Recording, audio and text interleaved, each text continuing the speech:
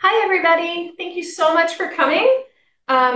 Super excited to see all of people. I'm Tracy Hyman. I'm the National Director of the Commercials Department, Corporate Educational Non-Broadcast. This is Claudette Singh. She is our Senior Director of Commercials and Corporate Ed. Normally, I'm based in New York, but I happen to be in LA. I didn't just happen to be in LA. I flew in and I'm in LA for the week, and so we're actually going to sit in the same room to do this presentation. So this is a commercials refresher on the commercials contract. It's a great opportunity to sort of refresh your recollection on the contract as we get ready to go into our wages and working condition meetings, our W&Ws, at the end of October. So I'm going to go through the presentation. Their slides are numbered. I'm going to ask that if you have any questions to please type them into the Q&A, and Claudette will be getting those. We'll be answering questions from that. If there's a particular slide that you want mentioned, you can reference that, or it can just be general question. If you have questions about a particular claim, please call the department directly and ask to speak to your business rep. This is more to discuss the overall commercials contract in terms of it. So let's dive in. Again, I'm Tracy Hyman. I'm going to take you on this winding road of the commercials contract. We'll be discussing principals and extras, auditions, working conditions, residuals, holding fees, edits, and pension and health. And I have to start out by saying that I am looking at my screen that has it on, but the camera's over there, so I'm not ignoring you when I'm not looking directly at the screen. I'm looking at this, and I'm finding it very unsettling. It's like trying to work backwards in a mirror. So I am focused on you guys. So who do we negotiate with? SAG-AFTRA negotiates the commercials contract with the JPC, or the Joint Policy Committee. This is an organization that represents advertisers and ad agencies. JPC negotiates on their behalf, and whatever ends up being negotiated with the union ends up being the contract that these advertisers and ad agencies adhere to. They agree that whatever the JPC negotiates with us, they'll agree to abide by.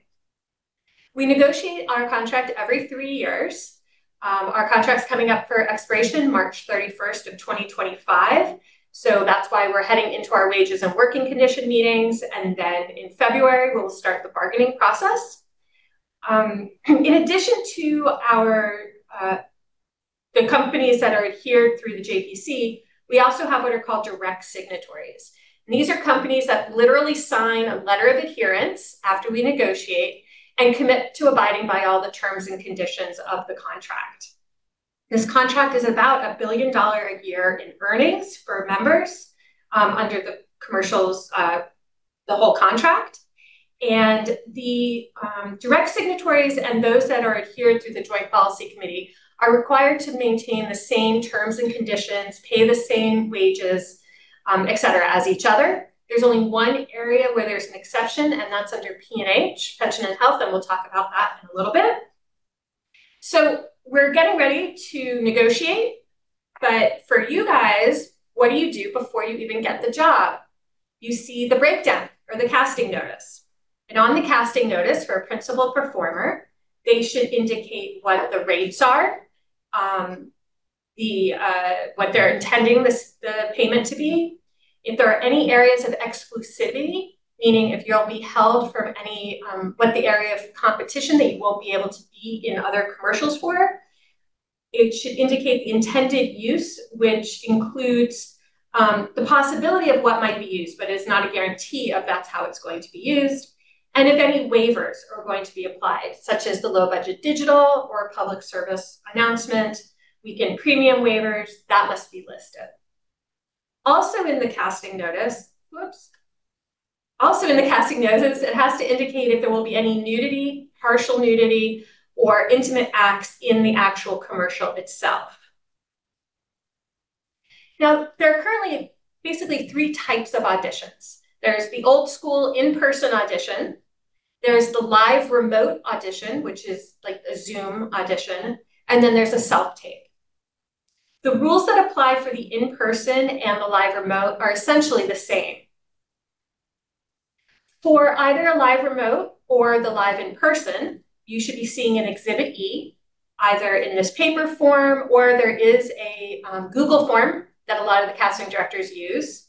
On this Exhibit E, it'll indicate who the director is, what the intended use, any exclusivity provisions, as well as probably the product will be listed. Additionally, you will see that there's a section for you to put your name, your member number, and please use your member number and not your social security number. We want to keep you guys safe, as well as the place where you could sign in and out for your audition. And it's really important that everyone does this, because if there is overtime, this is how we know that overtime needs to be paid. And if it's a third or more audition, this is where we would know that additional payments due as well, if for whatever reason the signatory failed to pay timely. So it's really important that everyone sign in and out so no one person feels like they're being isolated. During the audition process, the confidentiality or non-disclosure agreement that's on the back of the Employment Exhibit 1 now applies to auditions for principal and extra performers.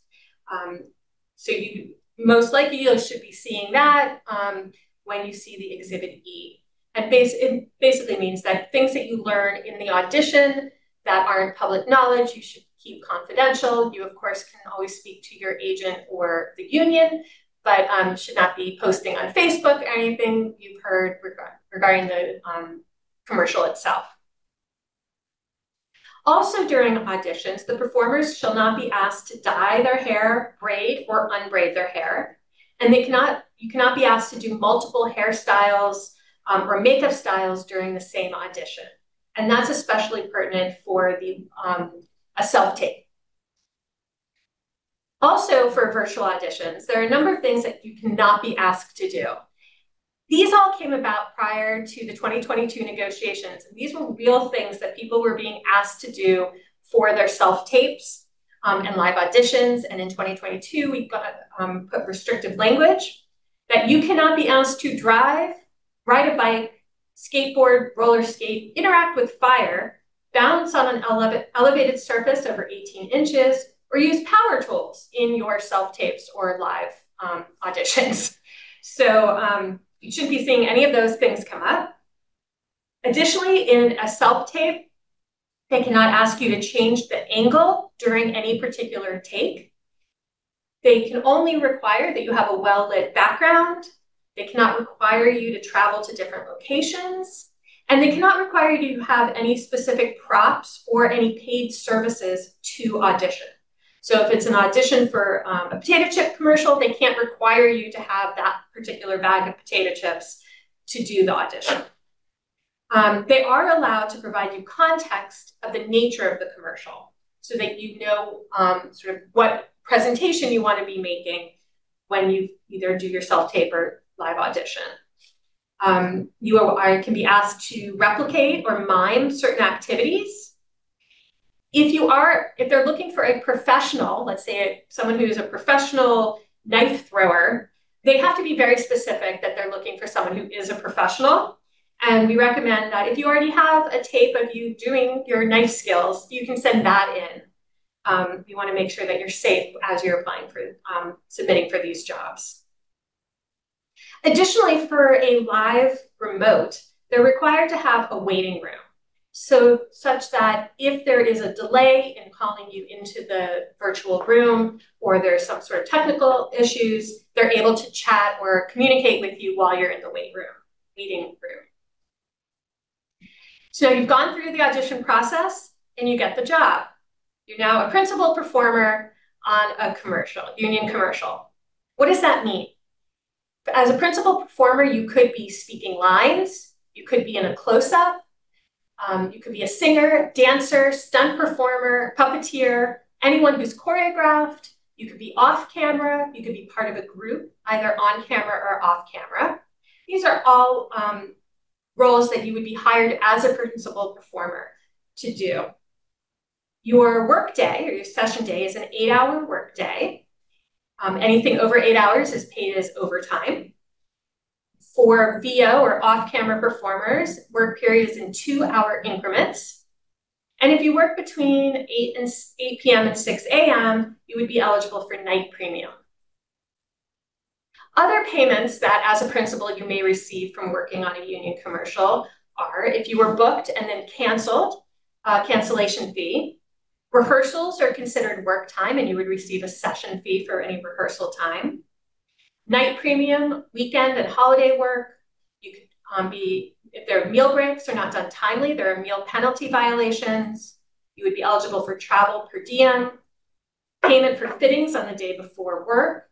And for wardrobe, you would be compensated for any wardrobe that you bring and wear during the production.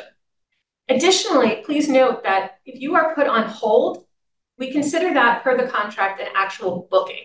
So if you are put on hold, you are considered booked such that if you're canceled, then you would receive a cancellation fee. And a veil or a first refusal is just the casting director not booking you, but trying to find out if you're available for particular days. It in no way holds you or binds you. And if a veil were canceled, it does not trigger a payment.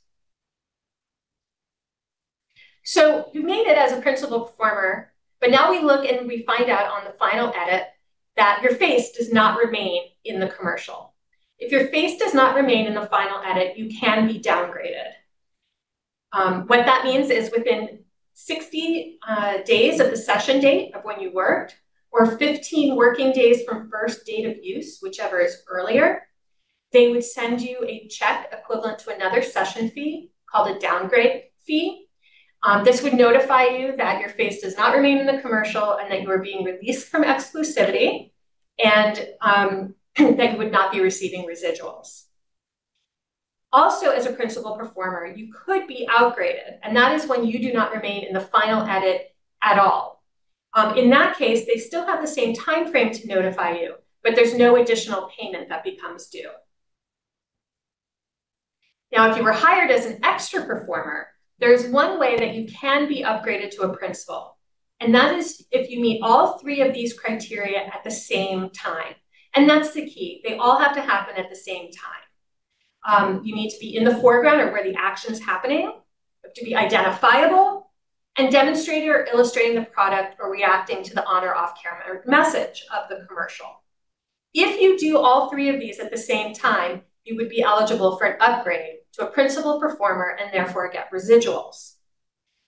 This is the only way that an extra performer can be upgraded. I know there are a lot of myths out there that if you're on screen for 6 seconds, or if a director speaks to you when you're an extra, or if you're holding the product that you automatically are upgraded. That's not true. It is only based on this upgrade criteria that you would be upgraded to a principal performer and eligible for residuals. Another type of principal performer is the stunt performer. And when we look at a stunt, we look at the simultaneous application of risk and skill. And this could be a stunt performer, stunt driver. If you are hired for a job and are not informed that there will be a stunt, and when you get to set, they're having you do a stunt, you are eligible for a stunt adjustment. If you are a stunt performer or stunt driver, as long as the stunt remains in the final edit, you'll be eligible for residuals. If the stunt itself does not remain, then you would not be eligible for residuals. And as we discussed before, if there will be nudity or partial nudity or intimate acts, they have to notify you, but they also have to make a member of the production available to you prior to your first day of shooting so that you can ask questions about the nature of the shot, what you'll be wearing or not wearing, so that you feel comfortable when you get to set with what's going to be happening. Additionally, when you're on set, they're required to have a qualified hair and makeup professionals. This means somebody who has the appropriate products for cutting and styling a performer's hair and applying makeup. When we consider if someone's qualified, it means that they have proven ability and experience. And for a hairstylist, that means working with a variety of textures and styles. And for a makeup artist, that's working with diverse skin pigments and features. If you are on set and the individual that is working on you, that hair and makeup, you do not consider to be qualified, they're not skilled, please notify the commercials department.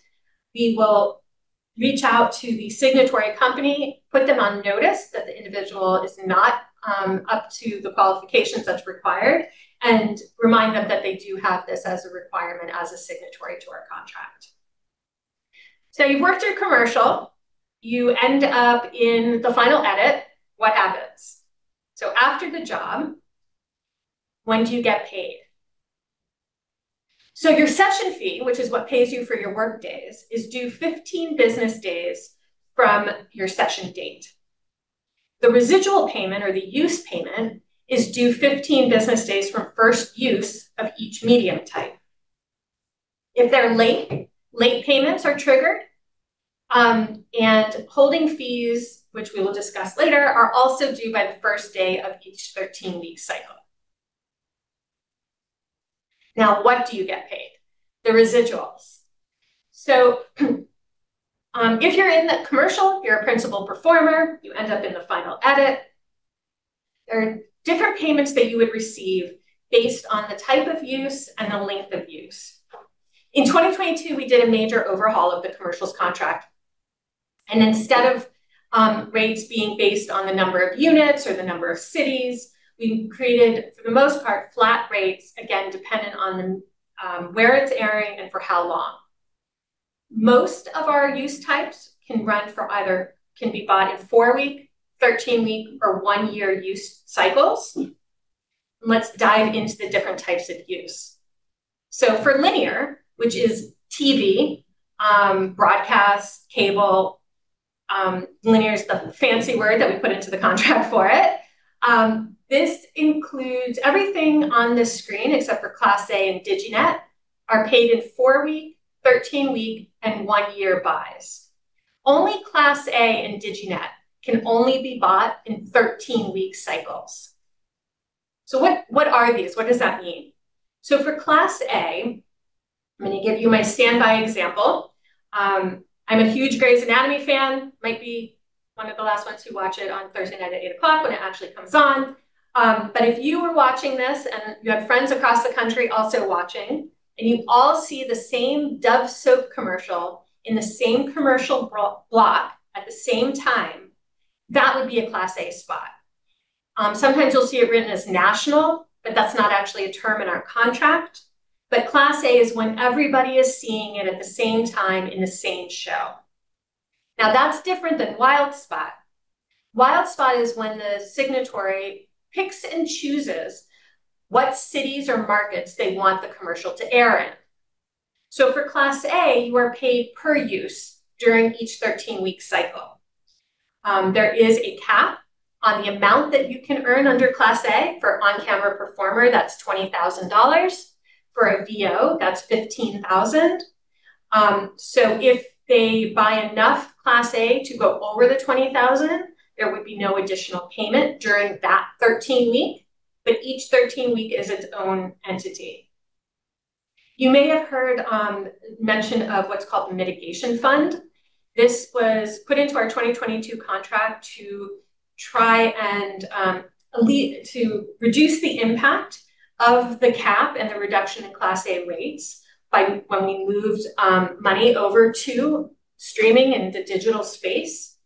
The mitigation fund is for those individuals who have a commercial that has run at least one Class A 13-week cycle and has met the cap.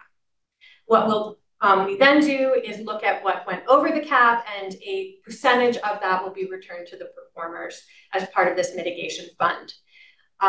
You all have been very patient. I've been getting a lot of questions over the term about the status of the mitigation fund. I can tell you that they've had one trustees meeting where most of the legal work that needed to be done to set up the account has happened. There's a lot that goes into setting up a fund like this that's going to pay performers as well as pay into pension and health. We have another trustees meeting set up in November where I will have a better sense of when the distribution will happen. The first distribution will be for those individuals that meet the criteria for the period between June 1st, 2022 and May 31st, 2023. And after that, there will be the second distribution, which is June 1st, 2023 to May 31st, 2024. You do not need to do anything. We review all of the payroll records, pension and health records to find these. So if you have not submitted anything or do not submit anything, it does not exclude you from the mitigation fund. staff is working on finding all of those commercials. But again, thank you for your patience on that. So again, wild spot is when they're picking and choosing the markets. That's paid a flat rate for either 4-week, 13 weeks, or 1 year of use. And if you have a Spanish language commercial running wild spot, it would also be paid as part of this wild spot buy. Same is true for cable. Local cable is for use in areas with less than 2 million people. Dealer, there are two types of dealer commercials that can fall under this. One is when Toyota creates a commercial and then distributes it to its various dealerships around the country. And those dealerships place the commercial. Normally, it would look like a wild spot buy, but because of the number and nature of the commercial, it's paid as a dealer. The second type is if Firestone Tire were to create a commercial and they distribute that commercial to Firestone Toy Tire stores, then that would be paid as a dealer. DigiNets are also paid in 13 weeks per use, or at a $5,000 flat rate. The DigiNets are those digital stations like MeTV, Court TV. Spanish program is referencing Spanish network program, Televisión, Univision, and then we have all other North America, which sort of bundles Class B and Class C, which is determined by the numbers of cities a commercial is running in, as well as Unwired, which is a non-connected station buy. So those are all the different types of linear use that you could get residuals for. Each type of use, you would get a payment when it first starts airing and for each subsequent cycle that it airs in. The next type of use is the digital bucket. Under the digital bucket, there's the social media and YouTube, which would have to be mentioned in your breakdown if they were using the social media YouTube rates. It allows for a company to film for a session fee, a lot of content in a day. And then performers are paid for each commercial that is actually cut. They can run for 30 days at a time for up to 1 year. And you receive 15% of session for use on social media for those 30 days and 15% of session for YouTube for those 30 days. The next type of use under the digital bucket is traditional digital. And that includes social media and YouTube, but also includes websites, placed ads on search engines. If you had an ad running on, let's say, the New York Times website, all of that would be considered traditional digital. Finally, we have the bucket of streaming. Streaming itself are those networks are like Peacock, Amazon, Hulu, YouTube.tv, where shows are being streamed to the consumer. Placement on there triggers the streaming payment. When you are paid for streaming, the signatory gets the traditional digital as well as the social media use for that streaming payment. So they sort of build on each other. And the last bucket is the other bucket. That's when we have theatrical industrial use, which is when you go to a movie theater and before all of the previews, you see a commercial for Coca-Cola. That would be considered a theatrical use. Industrial use would be on like a Jumbotron or in the middle of Times Square. There's also foreign use, which is based on multiples of scale, depending on where in the world, other than Canada or Mexico, that it's airing. Canada and Mexico are actually considered part of a US buy for our purposes of paying residuals. So this would be anywhere outside of those two areas.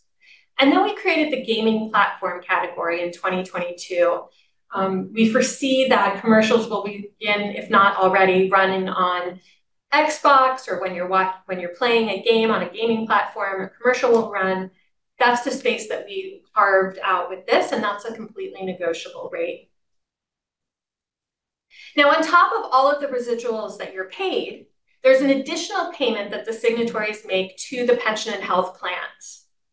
This is the one place where the JPC authorizers and our direct signatories are a little bit different.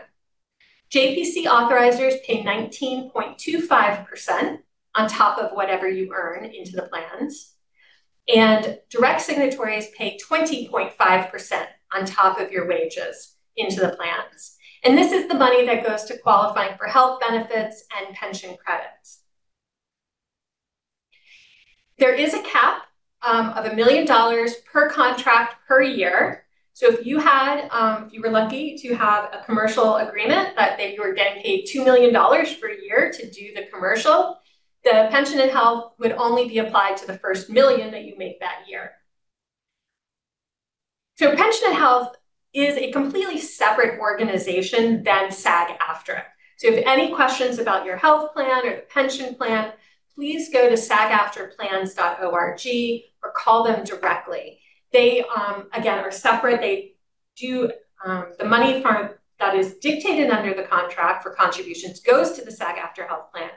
But SAG-AFTRA, the union, in no way runs or distributes or administers the SAG-AFTRA plans. Okay, so we've done residuals, you've gotten the job, you're paid residuals. What else happens when you're on a commercial? Well, you're held to exclusivity, and there are holding fees, and there's a certain length of time that a commercial can be used. So let's start with the maximum period of use, or MPU. This is the period of time, 21 months, that the signatory is allowed to use the commercial. After the 21 months, if they want to continue to use it, they need to come back and negotiate with you for a new 21-month period. So the MPU is set as follows. If you see here in the chart, the purple arrow is your last day of on-camera production. And here we have the first use at the orange star. That first use is going to trigger the start of the MPU, or start of the 21 months.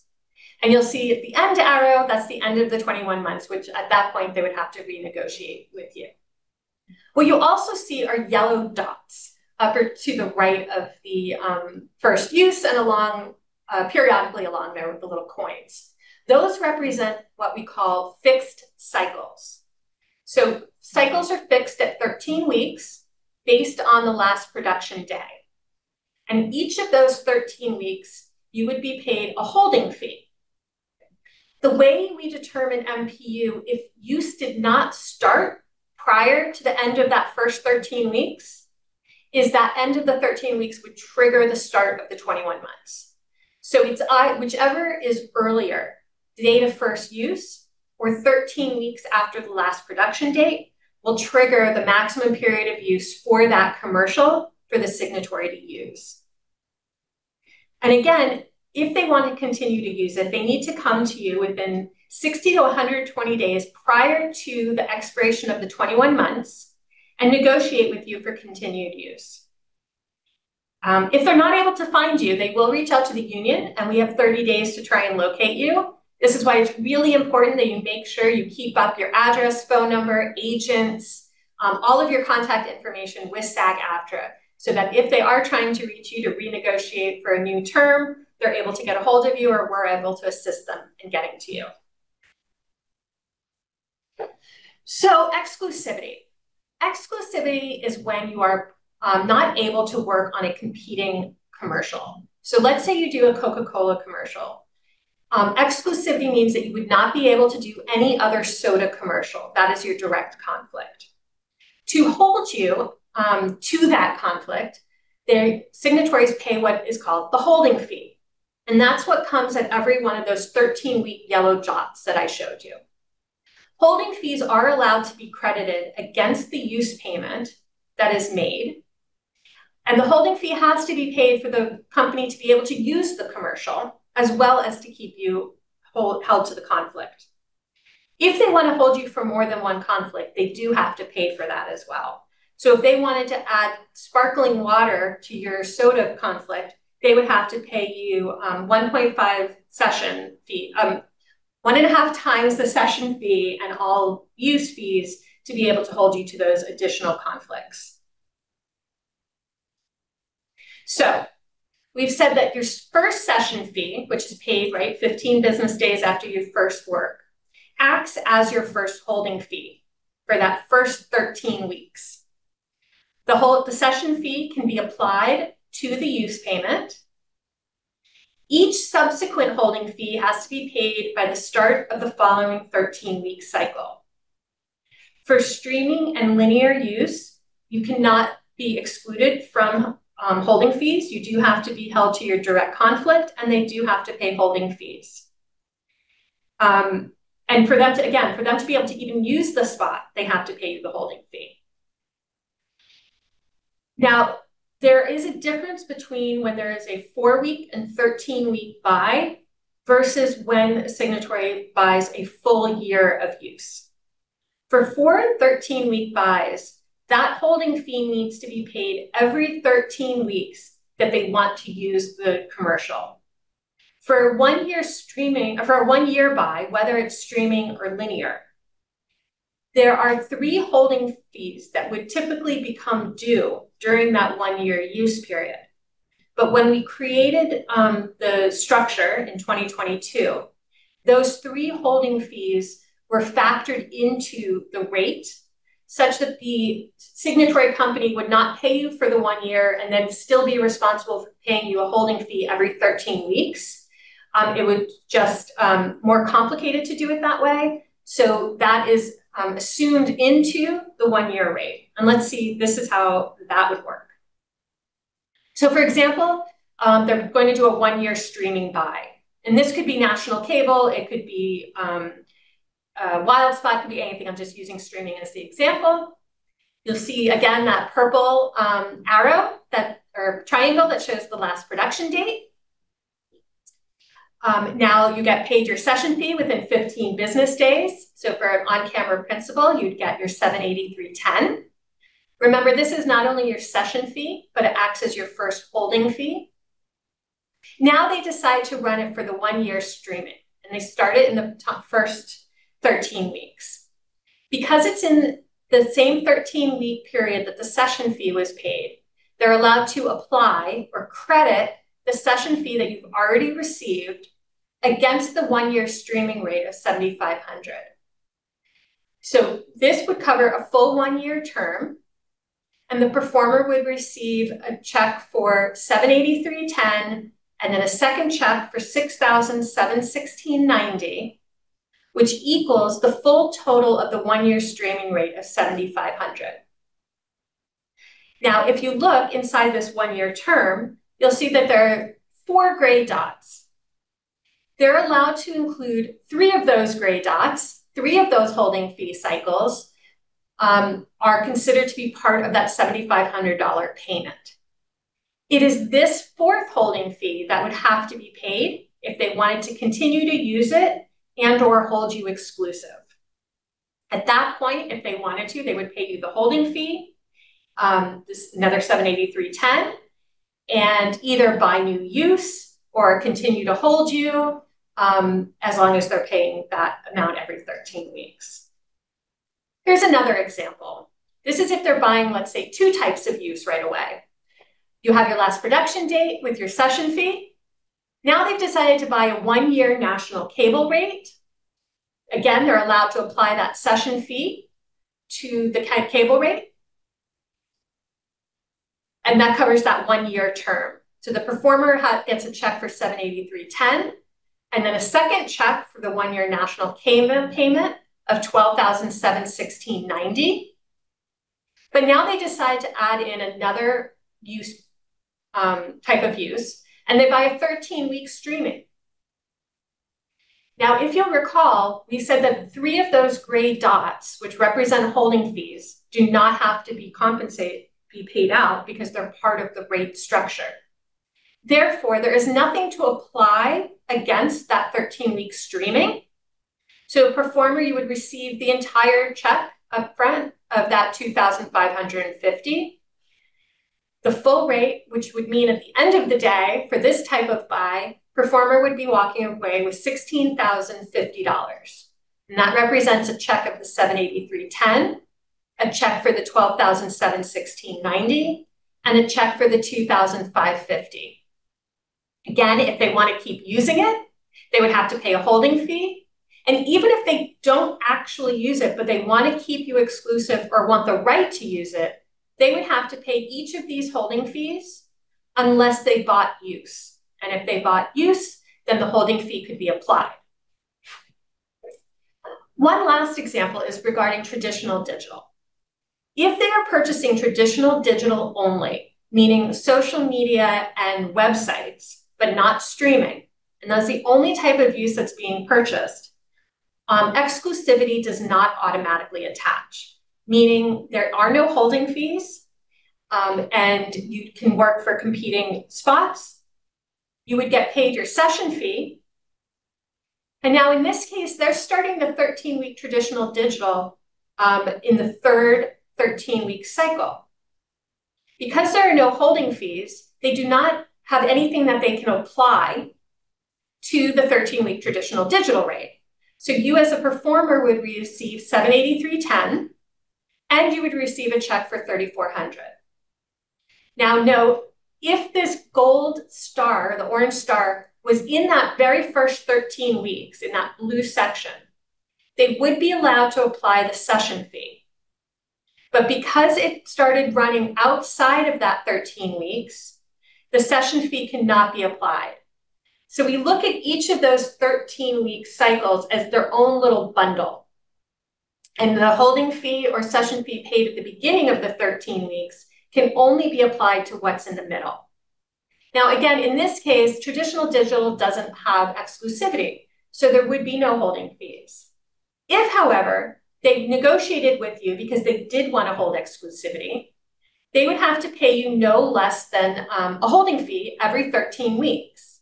But the difference here is that those holding fees for traditional digital cannot be applied.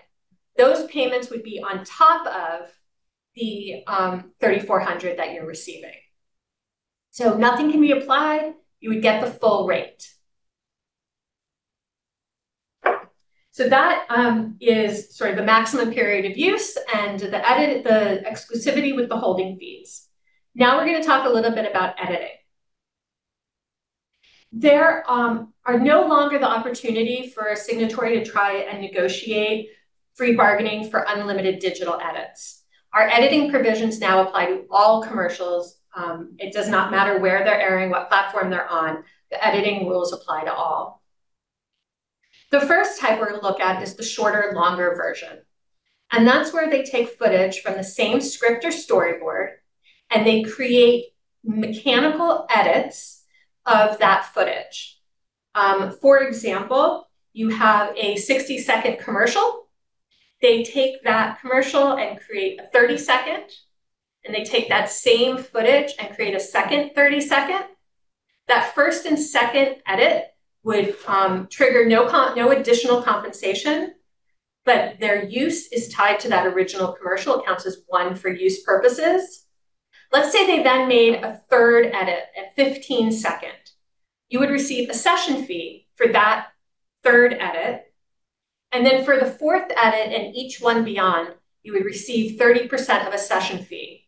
But the use or the residual payment would be for all of them as one spot. You would not trigger a residual payment for each one of those separate shorter versions. It would be paid as a whole. The second type of edit is called a permitted edit. Permitted edits are essentially in the tag or at the beginning and the end of a commercial. They don't impact the body of the commercial. And this is when we're looking at factual information, where you can find the product, if it says CVS at the end or Walgreens, if it's a Macy's spot and it changes out what the sale is in the tag, if they rearrange the camera, on-camera material, change the foreign language, or alter the video or the music. Performers who participate in these changes get paid for the change that is made, but the use counts as one with the original. There's no additional revenue stream for residuals that are created through these permitted edits. That's why they're called permitted. Now, another example, which I will contrast the permitted edits against what we'll talk about next, which are the paid edits, are, let's say you have a commercial for a candle. And at the end of the commercial, the tag at the end has different tags. One says now in lavender, another says now in citrus, another says now in cinnamon, ocean air, clove. those changes are made in the tags. The performer would be paid for doing those tag recordings, but all of those commercials would be paid as one. The difference is with a paid edit, the change is actually in the body of the commercial.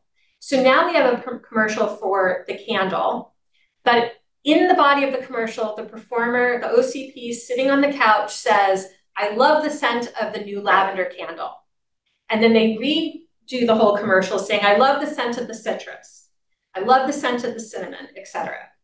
The performers would be paid a session for each and every one of those commercials they shot on that day. The difference comes in how they are paid for the use. So the original spot, let's say the original spot is the lavender commercial. They then they then run the commercial that has the person sitting on the couch saying, "I love the smell of citrus." If you see here, you'll see the commercial for the lavender scent would be considered the original spot in that red on the reel. The first edit, which let's say is the citrus flavor, would trigger a session fee to the performer. The second edit, let's say it was the cinnamon, you would get 75% of a session fee. The third scent for ocean air, you would get 50%. And then for the fourth edit and each one after that, you would receive 30% of a session fee. But the residual payment would count on the whole. Each one of those would not trigger its own residual payment. They're treated as one for use purposes, but to acknowledge that they are using these different paid edits, you get these session fees or percentage of session fees to pay for the fact that they get to use the edit. And finally, we have addressable edits. And they're not used that often, but this is when specific technology is used that uses an algorithm to insert different elements into a commercial body. As opposed to WildSpot, where they pick and choose what cities they want to air a commercial in, addressable edits are targeting individual viewers. And so through the algorithm, they know whether to include New York, Chicago, or DC in that commercial that gets served to you.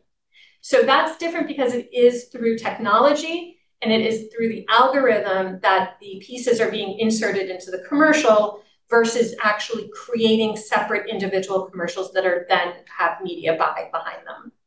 And you're compensated for the creation of these various addressable edits. Next, let's talk about waivers. So we have waivers such as the public service announcement, the PSA, low budget digital waiver, the influencer waiver, and a couple of others. And those, again, have to be notified. You have to be notified in the breakdown that a waiver is going to be used. So the low budget digital waiver, which has been around for a while and has gone through several different iterations, was originally developed to help our signatory advertisers and ad agencies to be able to make the digital low budget commercials that some digital agencies were being able to make. So our ad agencies wanted to be able to make these, wanted to be able to compete with the small digital advertising agencies and not lose their clients. And that's how the low budget digital waiver came about. Today's iteration of it is that there has to be a cap of $100,000 per production day for the budget. A low budget commercial cannot be shot on the same day as a full budget commercial. Only signatory advertisers and ad agencies can use it. Performers, both principal and extras, are paid their session fee per the scale session rate, but use and edits are completely negotiable and must be broken out in the breakdown. Pension and health is paid on the amount negotiated as well as the session fees. There can be no celebrities, stunts, or hazardous work, no exclusivity, and they can only use the spot for 1 year before renegotiating.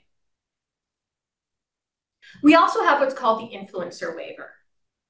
Influencer waiver is regarding content that is produced by the performer, by the influencer. They are the ones writing, directing, editing, filming, performing in, and posting the commercial. So it's different than a full budget commercial. We wanted to make sure that our members were getting access to this type of work. So this allows our signatory advertisers and ad agencies to hire influencers to do this specific type of content. They negotiate for the payment.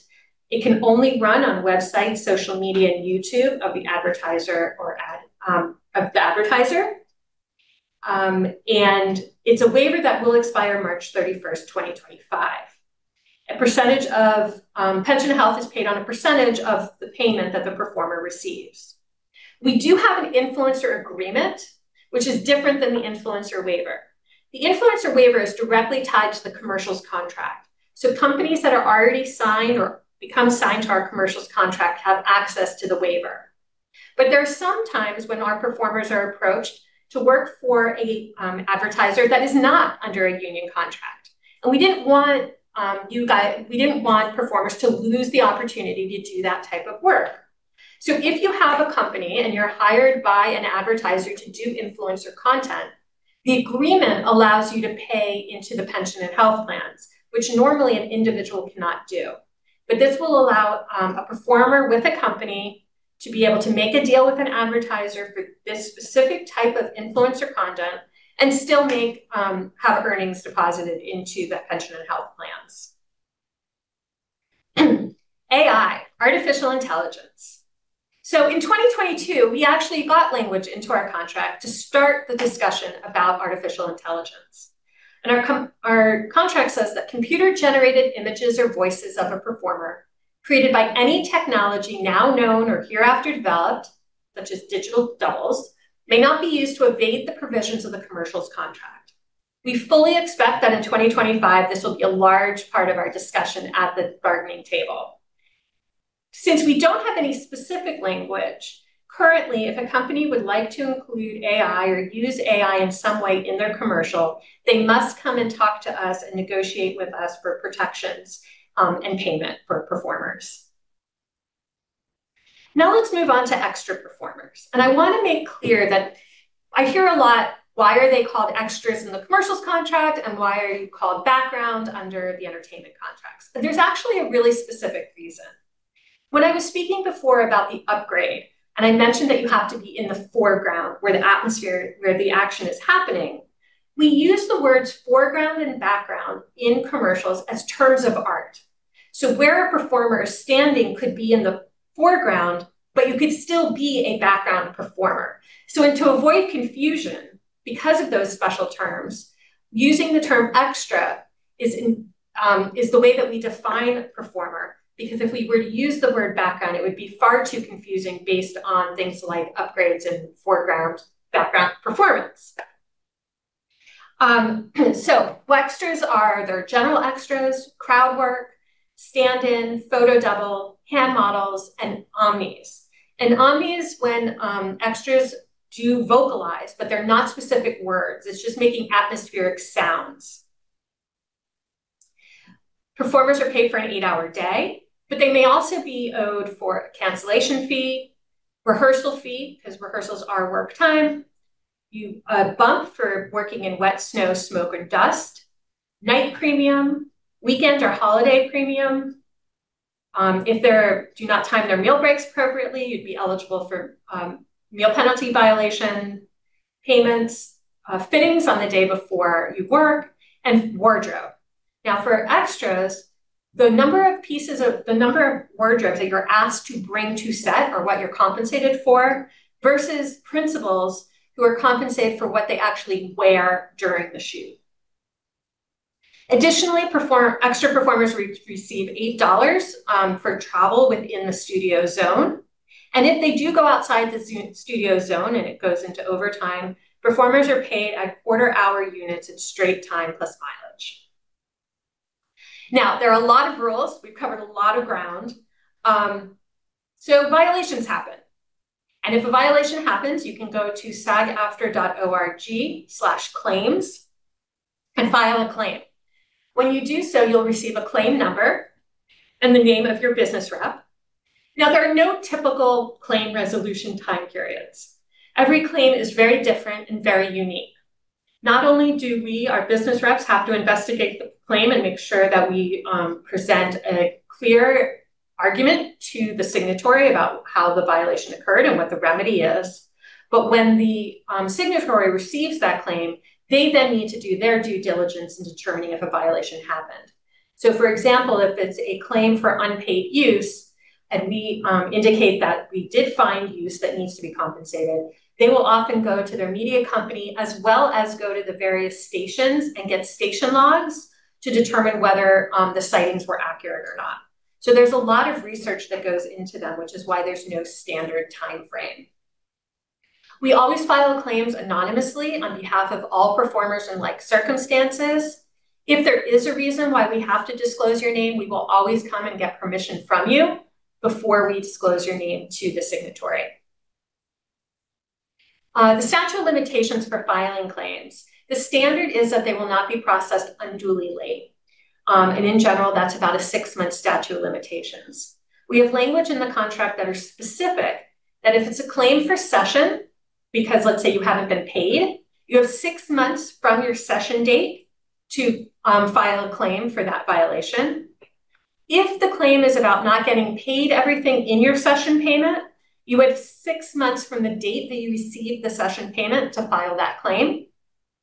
If the claim is for unpaid use, you would either have 6 months from the end of the MPU, or if you were released prior to the 21-month MPU, so let's say after a 1-year buy, they no longer are paying holding fees or use, and you are no longer bound to that contract, you would then have 6 months from that date to file a claim for any unpaid use during the term. If you experience any type of harassment or any sort of dangerous circumstances, please call us and let us know when it's happening, and we will address it immediately. If something occurs on set and you reach out to us afterwards, please know that we will still do everything we can to try and assist you in that process, reach out to signatories. It's our job to reach out to the signatories and let them know when something has gone wrong on set. Your job is to do your acting and to build your career. If something happens on set, come to us immediately and we will make those calls. You do not need to be the one who goes and complains or brings something up if you're not comfortable doing it. That's what we're there for. We will reach out to the signatory. If it's able to be corrected immediately, we will have that happen. If we need to get a field rep out on set, if there isn't one already, anything that we can do to make it easier for you to do your job on set is what our business reps are here for. And remember that as a SAG-AFTRA member, you want to always make sure that there's a SAG-AFTRA signatory company, advertiser, ad agency, attached to the job. We do also have something called a one production only signatory. And these are companies who only want to work, let's say, on a particular project. Do they want to cover it under a union contract? We allow them to sign up to 3 of these to cover a particular job. So always make sure if you have any questions, please reach out to us to confirm that the companies that you're working for, the job that you're working on, is in fact a SAG-AFTRA job. If you want more information, I know this was a lot. There actually is more out there. If you go to sagaftra.org/commercials, you'll go to the production center. You'll find all frequently asked questions, rates, the contracts, our memorandums of agreement, as well as some helpful one-sheets and some videos. You can also always reach out to us at com.coedinfo@sagaftra.org, or you can call the LA, New York, or your local departments, and we'll be happy to help you or answer any questions you have.